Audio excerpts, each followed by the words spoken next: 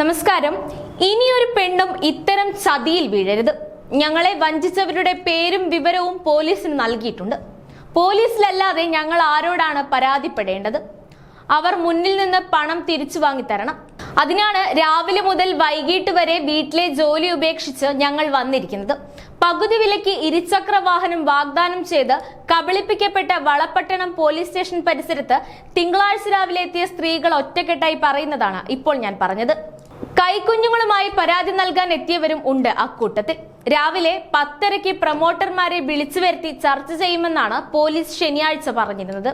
എന്നാൽ ആരും എത്തിയില്ല. വനിതകൾ സമ്മർദ്ദം ചെലുത്തിയപ്പോൾ സീഡ് സൊസൈറ്റി പ്രൊമോട്ടർമാർ പോലീസ് കമ്മീഷണർ ഓഫീസിൽ എത്തിയിട്ടുണ്ടെന്ന വിവരം പുറത്തു വന്നിട്ടുണ്ട്.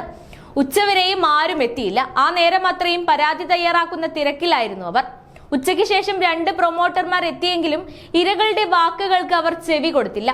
തിങ്കളാഴ്ച ഉച്ചവരെയായി 186 വനിതകൾ പരാതി നൽകി. അഴീക്കോട് പഞ്ചായത്തിൽ മാത്രം ഇനിയും ഇരകളുണ്ടെന്ന് വനിതകൾ പറഞ്ഞു. സീഡ് സൊസൈറ്റിയുമായി ബന്ധപ്പെട്ട് വളപട്ടണം പോലീസിൽ പരാതി നൽകിയവർക്ക് തൽക്കാലത്തേക്ക് ആശ്വാസ തീരുമാനം. ജില്ലയിലെ പ്രൊമോട്ടർമാരുടെ അക്കൗണ്ടിലുള്ള 12 ലക്ഷത്തോളം രൂപ പരാതിക്കാർക്ക് വീതിച്ചു നൽകാനാണ് ഇൻസ്പെക്ടർ TP സുമേഷിന്റെ സാന്നിധ്യത്തിൽ തിങ്കളാഴ്ച സന്ധ്യയ്ക്ക് നടന്ന യോഗത്തിൽ തീരുമാനമായത്.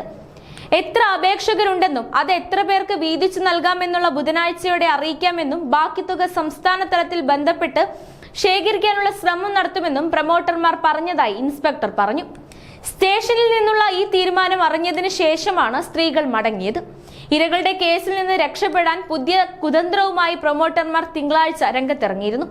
പദ്ധതി പ്രഖ്യാപിച്ചവർക്കെതിരെ തങ്ങൾ പരാതി നൽകിയിട്ടുണ്ടെന്നും ഇരകൾക്ക് ഇനി വേറെ പരാതി നൽകേണ്ടതില്ലെന്നുമാണ് അവർ ഗ്രൂപ്പ് വഴി അറിയിക്കുന്നത്. എന്നാൽ ചതി മനസ്സിലാക്കിയ പലരും അത് വകവയ്ക്കാതെ നേരിട്ട് പോലീസിൽ പരാതിയുമായി എത്തുന്നുമുണ്ട്.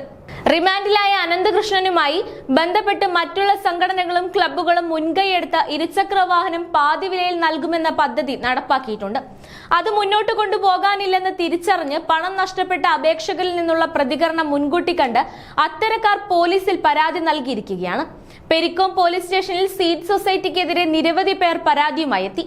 വരും ദിവസങ്ങളിൽ സംഭവം അന്വേഷിച്ച് നടപടി സ്വീകരിക്കുമെന്ന് പോലീസ് അറിയിച്ചു. പകുതി വിലയ്ക്ക് ഇരുചക്ര വാഹനം വാഗ്ദാനം ചെയ്ത് കോടികൾ തട്ടിയ അനന്തകൃഷ്ണന് പദ്ധതി ഒരു ഘട്ടത്തിൽ പൊളിയുമെന്ന ധാരണ ഉണ്ടായിരുന്നതായി city police commissioner P. Nithin Raj പറഞ്ഞു. സൊസൈറ്റിയിൽ താഴോട്ട് പ്രവർത്തിച്ച ജില്ലാ കോർഡിനേറ്റർ, പ്രൊമോട്ടർ തുടങ്ങിയവർക്കും അത്തരം ചിന്തയുണ്ടായിരുന്നോ എന്നത് അന്വേഷിക്കുന്നു.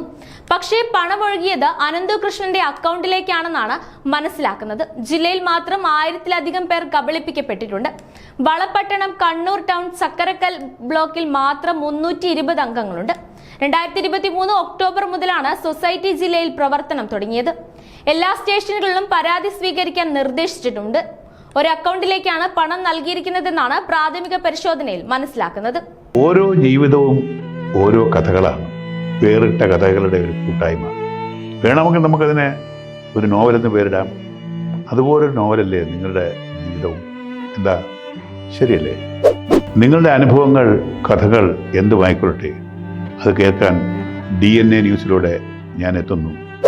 കഥ പോലൊരു ജീവിതം, അതിനായി ഞാൻ നിങ്ങൾക്ക് വേണ്ടി കാത്തിരിക്കുന്നു. നമുക്ക് ഒന്നിച്ച് കാണാം, കുറേ കാര്യങ്ങൾ സംസാരിക്കാം, വേദനകൾ പങ്കിടാം.